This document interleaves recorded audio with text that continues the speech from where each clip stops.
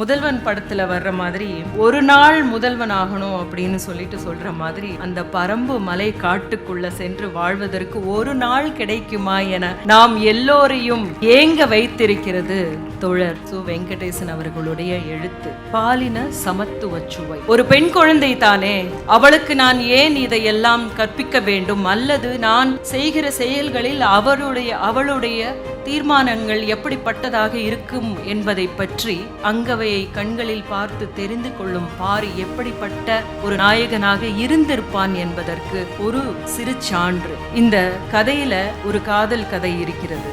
ஒரு அகங்காரத்தினுடைய உச்சம் அப்படின்னு சொல்லுவாங்க, அவனுக்கு கொம்பு முளைச்சிருச்சு அப்படின்னு. ஒரு தாய்மை உணர துடிக்கின்ற ஒரு ஆணாக பாரியை அவர் பார்த்த பொழுது கோபிநாத் சொன்னது மாதிரி அவர் சுவையே நான் அந்த இடத்துல பார்த்துக்கிட்டேன். என்ன விலை கொடுத்தாலும் சினம் கொண்டாலும் வீழ்ந்து பணிந்தாலும் திசை மாற மாட்டான். நம் தமிழ்நாடும் அப்படித்தானே. தெறிக்க விடும் காரம் நிறம் சுவையை தருகிறது. ஆச்சி மிளகாய் தூள் தெறிக்க விடும் காரம் நிறம் சுவை. ஆயுர்வேதம் ஒரு பொக்கிஷம், நம் ஆயுள் நீட்டக்கும் அற்புதம். டாக்டர் ஸ்ரீவர்மாஸ். வந்திருக்கும் நீலன்களுக்கும் மயிலாக்களுக்கும் என்னுடைய வணக்கங்கள். மேடையில் அமர்ந்திருக்கும் பெரியவர்களுக்கும் என்னுடைய வணக்கங்கள். வீரயோக நாயகன் வேள்பாரி 1600 பக்கங்கள், 2 பாகம், லட்சத்துக்கு மேல பிரதிகள் விற்று தீர்த்திருக்கின்றன என்பது மிகப்பெரிய சாதனை. அந்த சாதனையோடு சேர்ந்து அந்த நாவல் ஏற்படுத்தி இருக்கிற தாக்கத்தில் குழந்தைகளுக்கு பெயர் வைப்பது மட்டுமல்லாது, இங்கே மணியன் செல்வன் அவர்கள் அவ்வளவு அழகான சித்திரங்கள் வரைந்திருக்கிறார்கள். ஆனால் இந்த கதையை படித்து எத்தனையோ சித்திரங்களை, பரம்பு நாட்டை வரைந்திருப்பதை நான் கண்கூடாக பார்த்தது. அப்படியான ஒரு தாக்கத்தை ஏற்படுத்தி இருக்கிற இந்த புத்தகத்தினுடைய 1,00,000 பிரதிகள் விற்றிருக்கிற இந்த நேரத்தில், அதை கொண்டாடக்கூடிய இந்த நேரத்தில் நாம் சந்தித்திருக்கிறோம். தமிழ் வாசக சமூகம் பரம்பு மலையையும் அதனுடைய குடிகளையும் நேசித்தும் தாமே ஆதி குடிகளாக மாறி சுவாசித்தும் பாரியை கொண்டாடி வந்துகிட்டு இருக்கீங்க. அப்படின்னா அதுக்கு முக்கிய காரணமாக இருப்பது இந்த நாவலை அதற்குரிய கம்பீரத்துடன் நமக்களித்த ஆனந்த விகடன் ஆசிரியர் சீனிவாசன் ஆவார். அவருக்கு என்னுடைய முதல் நன்றியை தெரிவித்துக் கொள்கிறேன். 2000 ஆண்டுகால கூட்டு நினைவுகளின் படைப்பு அப்படின்னு தான் சு வெங்கடேசன் அவர்கள் சொல்றாரு. சங்க இலக்கியத்தையும் அதுல பல்வேறு புலவர்களால் தொடர்ந்து பல்வேறு காலகட்டங்களில் பாடப்பட்ட பாரியை முன்னோர்கள் எடுத்து கொடுத்த, சங்க இலக்கியத்தில் முன்னோர்கள் எடுத்து கொடுத்த சொற்களால் தான் நான் உங்களுக்கு வார்த்திருக்கிறேன் என்கிறார். அதில் கூடுதலாக நான் சொல்கிறேன், நீலன் கபிலருக்கு தந்தது போல நமக்கு எல்லாமே தனைமயக்க மூலிகையும் ஆசிரியர் நிரப்பி தந்திருக்கிறார் என்பது.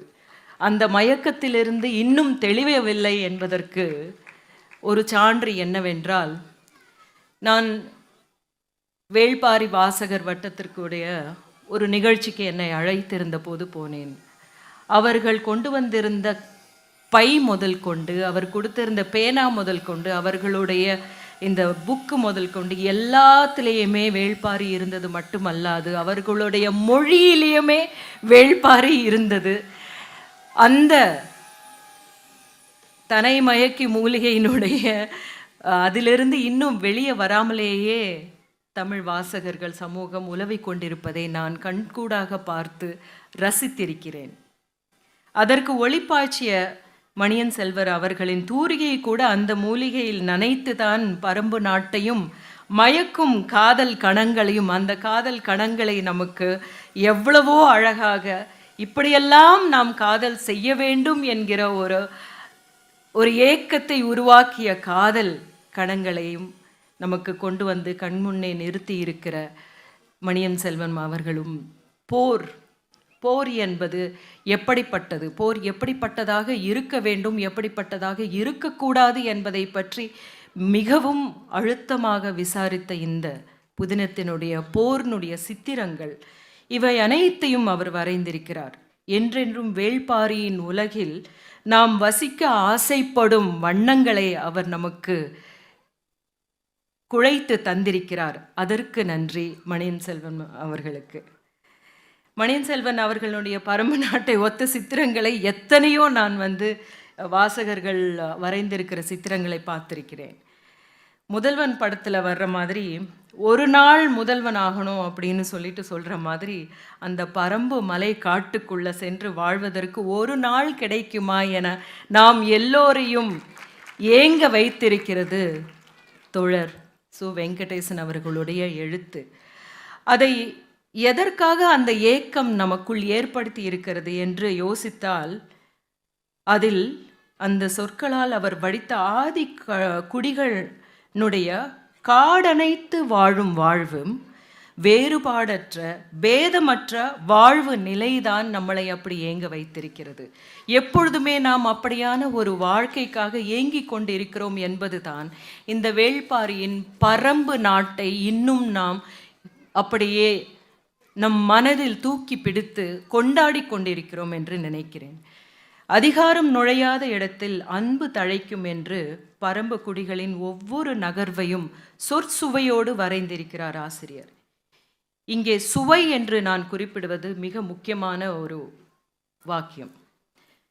நாம் வாழ அறிய துடிக்கிற சுவைகளை அவர் அன்போடு இந்த புதினத்தில் நிரப்பியிருக்கிறார்.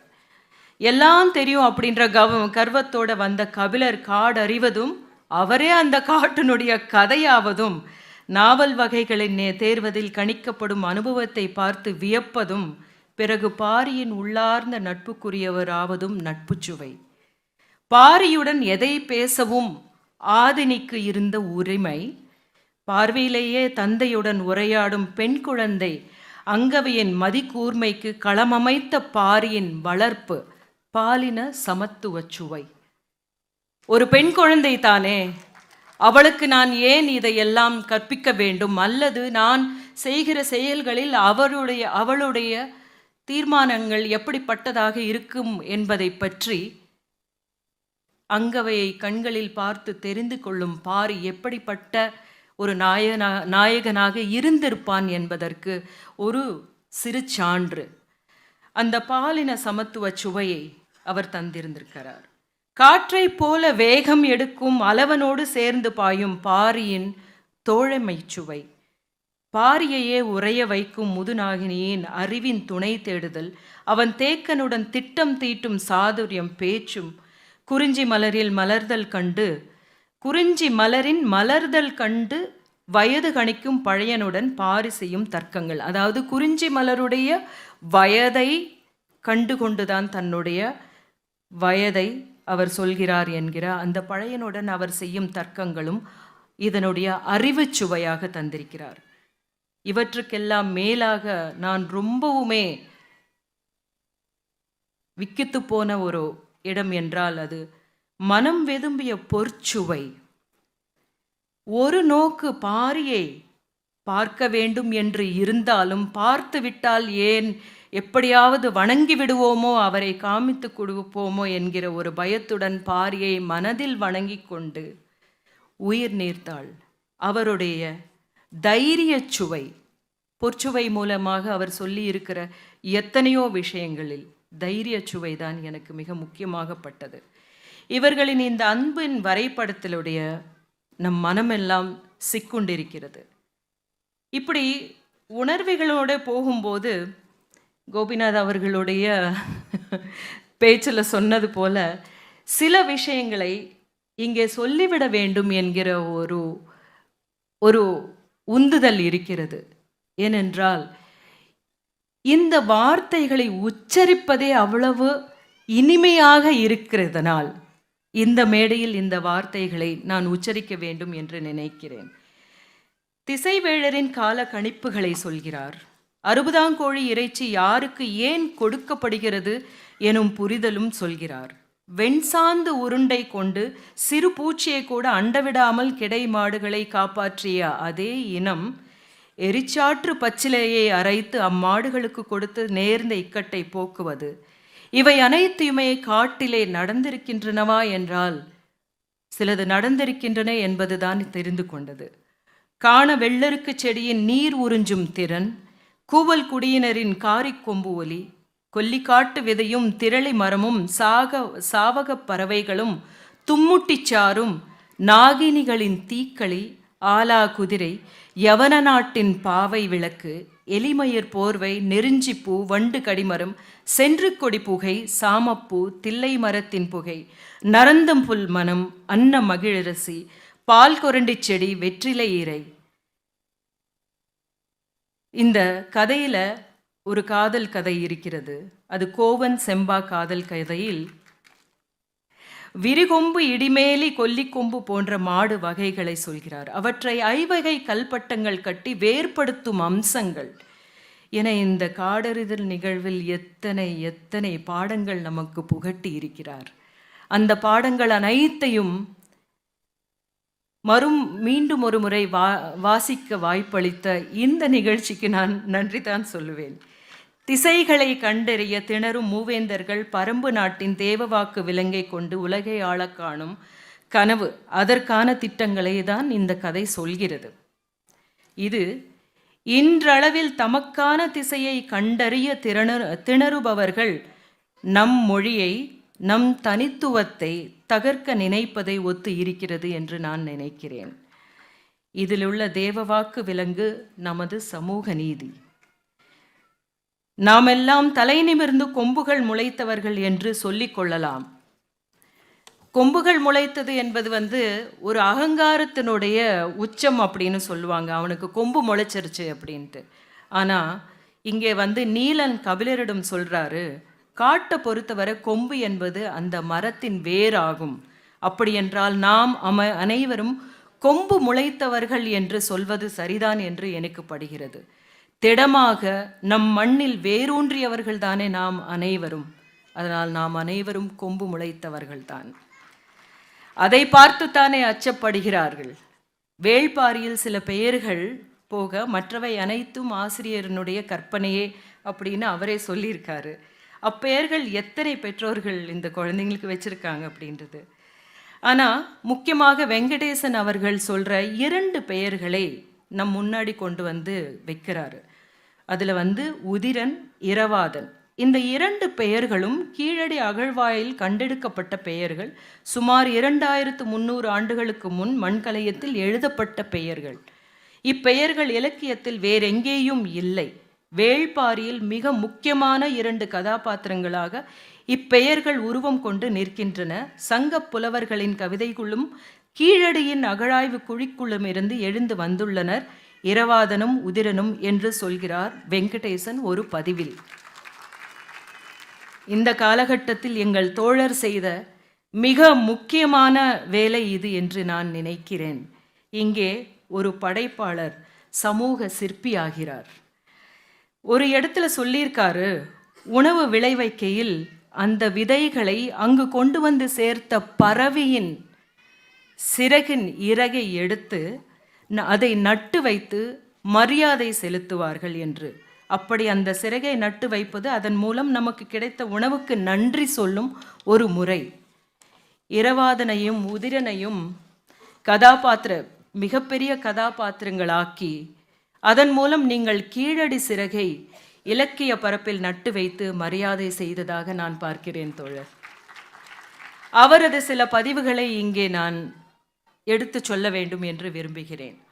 கூடு என்பது பறவைகளுக்கான தங்கும் இடம் அல்ல, வானம்தான் அது வாழும் இடம் என்று. அது சொல்லும்போது மனிதர்கள் எப்படி இருக்க வேண்டும் என்பதே அவர் நினைவு கூறுகிறார். தாய் வழி சமூகமாகத்தான் இன்றளவும் கானகங்கள்ல இருக்குது. அதை இந்த புத்தகத்தில் அவர் சொல்லியிருக்கிறது. முதுநாகினி, ஆதினி, மயிலா, செம்பா, ஆகுதை, தூதுவை, அங்கவை, சங்கவை ஆகியோர் மூலமாக சொல்லியிருக்காரு. இதில் மிக முக்கியமான ஒரு இடத்துல அவர் சொல்கிறது என்னன்னா, அங்கவை சொன்ன ஏதோ ஒரு விஷயத்துக்காக அவர் பேசாமல் இருந்திருப்பார். அப்போது ஆதினி கேட்பாங்க, நீங்கள் ஏன் பேசாமல் இருந்துட்டீங்க அப்படின்னு.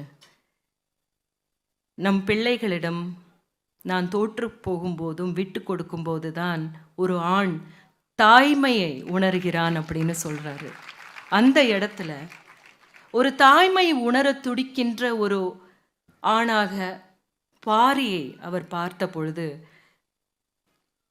கோபிநாத் சொன்னது மாதிரி அவர் சுவையே நான் அந்த இடத்துல பார்த்துக்கிட்டு இருக்கேன். பாரி குறித்த கபிலரின் கூற்று ஒன்று சொல்லணும்னு நினைக்கிறேன். தேவாங்கு மட்டுமல்ல, பாரியும் அப்படித்தான். என்ன விலை கொடுத்தாலும் சினம் கொண்டாலும் வீழ்ந்து பணிந்தாலும் திசை மாற மாட்டான். நம் தமிழ்நாடும் அப்படித்தானே. சமூக நீதி எனும் திசை மாற மாட்டோம் என்று உரக்கச் சொல்லும் தமிழ்நாடும் அப்படித்தான் என்று நான் நினைக்கிறேன். வெங்கடேசன் தோழர் சொல்லியிருக்காரு, சூழலின் பொதுமையும் ஆற்றலின் தனிமையும் தான் படைப்பு என்றார்.